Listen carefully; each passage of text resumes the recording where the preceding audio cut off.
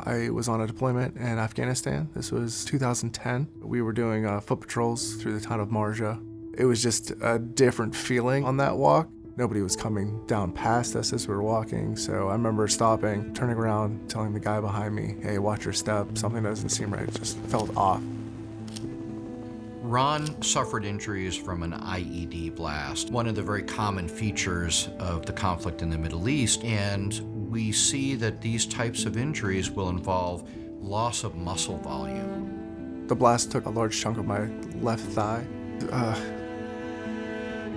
The thought of that was always there. If I have a family or kids, am I going to be able to run with them? Am I going to, teach them how to ride a bike and run, chase after them? Or if, they're in danger, am I going to be able to protect them as well? And it's a lot to think about. It changes a lot. When we first met Ron, he was walking with a cane. It was very difficult for him to get around. That was kind of where I peaked, and that was my life, and that was the way it was going to be. I wasn't getting any better. There was no progress. It was mostly maintenance at that point, trying to be active, trying to walk, but the muscle was gone. There was no fixing that. Loss of muscle mass, especially in a big muscle, can be very difficult to treat, very difficult to help these patients. In addition, Ron had a lot of scarring that acts like a glue or putty that keeps the muscles from moving well, and that was a big problem with this injury. And so working with Dr. Rubin, identified these 13 patients who'd failed standard of care. In fact, the average number of surgeries exceeded 10, and nothing worked. In fact, half of these patients were ready for amputation. One of the patients was a local individual named Ron.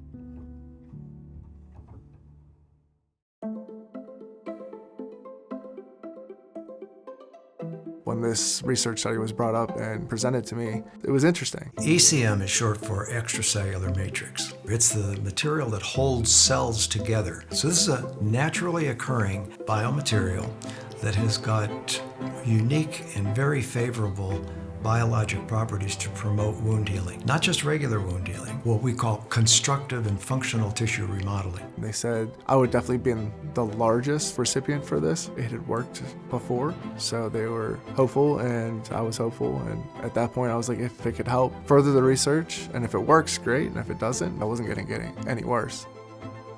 Extracellular matrix materials have a long track record of being used in reconstructive surgery. We use them in breast reconstruction. We use them to fix major hernias on the abdominal wall. In this case, we were applying that technology in a different way to try and help our wounded warriors.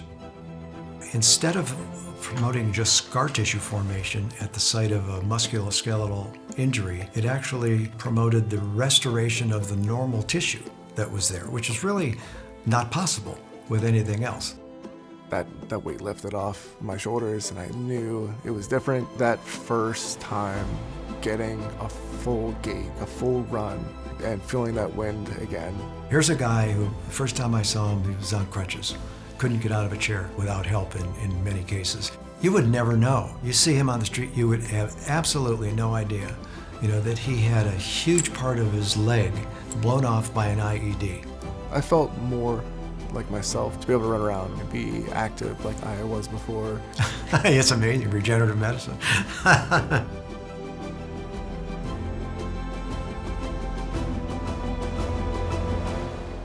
In the patients that we saw, Ron's outcome was really one of the best, and we learned a lot in this study.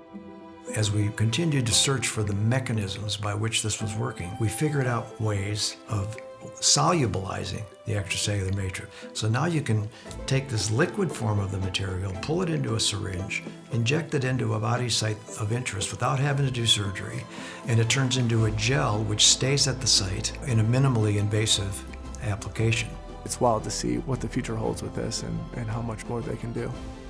When they talked to me at the time, I was maybe the 5th or 6th person. Like, all right, we're gonna have to cut your leg open again. And at this point, I'm like, it's already got scars everywhere. What's another one? To now, you can just stick in a needle and put it in people, and it does the same thing and even more. And that's only been 10 years.